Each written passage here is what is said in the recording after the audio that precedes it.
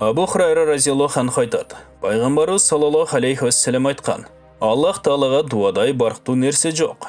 Жана пайғамбарыбыз саллаллаху алейхи уассалам айтқан: Дуа момындың құралы жана диндин түркігі, жана асман жердин нұры. Пайғамбарыбыз саллаллаху алейхи уассалам айтқан: Бұл дүйнөдө дуа қылған момындарды Аллах Таала қиямат күні астына тұрғызып айтады: О пендем, мен сілерге дуа қылғыла деп бұйырғанмын, жана ким дуа қылса, қабыл қылам деп уада қылғанмын. Сен дуа қылдың беле дүйнөдө жүргөнүңдө? Ал пенде оба, о Раббим дейт.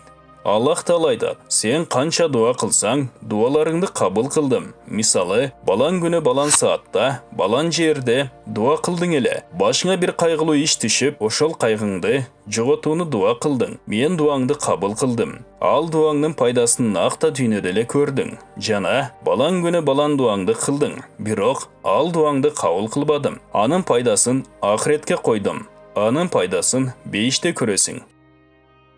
Ошындай дүйнөдө канча дуа кылган болсо, кээ бирин бул дүйнөдө кабыл кылганын, кээ бир дуасы кабыл болбой акыретке койгону жөнүндө Аллах Таала менен пендесинин ортосунда сөз болот. Акыры ал пенде айтат: Аттиң, дуаларым дүйнөдө кабыл болбой эле, акыретке калганда жакшы болмок экен деп.